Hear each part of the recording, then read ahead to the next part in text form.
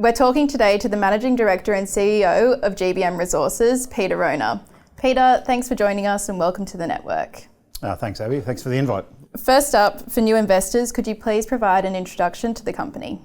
Yeah, look, GBM's is a gold exploration company, and our main focus over the last 3 years has been the Drummond Basin assets in Queensland, where we've pulled together about 1.8 million ounces of gold, and then we've got some ancillary projects in Queensland and Cloncurry, and a small operating gold mine in South Australia, and some other tenements near Rockhampton. But the gold focus is where we're spending all our time and energy on. Peter, could you tell us a bit about the history of the Drummond Basin? Yeah, look, when I got involved in 2019, GBM had a small footprint in the Drummond Basin, and Peter Mullins and Steve Nano had spent a lot of time in South America looking at similar epithermal districts in Santa Cruz that turned out to be multi-million ounce deposits found in that district. So we spent the last 3 years basically consolidating the Yandan project area as well as tenements around Yandan and purchasing the Twin Hills asset off Minjar. We like the basin. It's wild, it's very prospective, and it's obviously a third-party validation with Newcrest doing the farm-in on the eastern part of our tenements. They wouldn't be coming into the ground if they didn't expect to find something significant. And also, the basin over 30 years had very fragmented ownership. The gold price was a lot lower in the early 2000s, and all the owners were really looking for ore that could be trucked up to the Pajingo mill that was owned in the northern part of the district. So we're really pleased that we've got a very extensive land package there, and obviously we've got to fund exploration activities, and that's partly why we brought Newcrest in. What is the status of the Mount Coolon JV with Newcrest and what's been completed so far? Yeah, so Newcrest, we signed the JV last year, and probably early this year they really hit the ground running. They've completed a large sort of harmonisation of the assays, so historical samples that only had sort of gold assays. They've assayed for all the other minor elements. They have started an IP program. They've completed about 30 line kilometres of IP surveys north of where we did a major survey in 2020, and they're doing soil lines across that IP program, and they're doing a large aerial aeromagnetic and radiometric survey across the entire tenement package. We're certainly happy with the volume of work they're doing. They've been spending a lot of time over the last 6 months working. They're using our field technicians on the programs, and we're hopeful that they'll start drilling towards the back end of this year.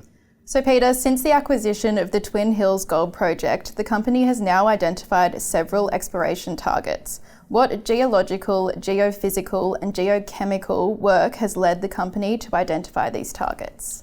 Yeah, look, we acquired the project from Minjar in 2020, and we sort of raced straight into a drilling program in the early part of last calendar year.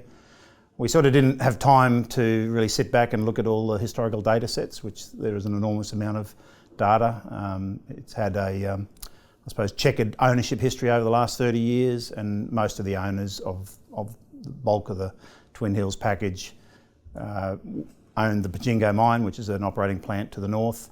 They always were looking for sort of higher grade surface, small open pit material that they could truck up the road. And we've basically had the last 6 months to really integrate all the techniques, review some of the old geophysical data, actually field test and field truth the prospects, and now we've identified some really compelling targets that obviously need drilling. Maybe a little bit more geophysical work around the Southern Sister, Lone Sister trend, but we're pretty excited about doing more work on the ground as the market improves and as asset sales provide some funding. Adding on, what drilling plans are in place going forward for the Twin Hills project? Look, in the short term, as I say, we're just firming up where we want to drill, and probably the drilling is a function of asset sales that are ongoing with White Dam and Mount Morgan. And then we're really leveraging at the moment the joint venture spend that Newcrest is doing in the Mount Coolon district, and our Japanese joint venture partners in Cloncurry are also looking to drill later this calendar year. The company recently announced some tenement sales and alliances relating to White Dam. What was the rationale behind these activities, considering GBM's plans to divest? Yeah, look, with anything, it's a bit like sprucing up the house before you sell it. We like the asset. It's not core. It's generating some cash. The sale of a small tenement to Havilah was really about a non-core tenement that had some iron ore potential, but gaining some access to some gold, copper potential resources just near our tenement boundary.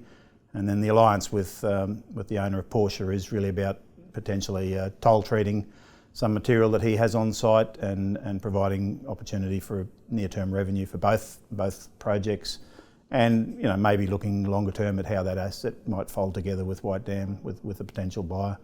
We've certainly had interest on the asset, and I think the two assets potentially together might be a stronger proposition for an incoming purchaser. What is the status of the company's remaining divestment program, and how will this assist in funding demands? Yeah, so obviously selling White Dam will bring some additional funding into the business, which we'll redirect into the Drummond Basin projects. Look, we've done about $9 million worth of asset divestments over the last 3 years. We don't want to just throw things overboard. We're trying to be respectful of shareholders' interests, and if we get the right price and the right deal, we'll sell that asset. The Mount Morgan spin out that we announced with SmartSet some time ago that we cancelled earlier this year. We've got a process now to look at how that gets funded and move forward in its own vehicle. Peter, thanks for joining us today. All the best for the future. Okay, thanks Abby, thanks for your time and thanks for the invite.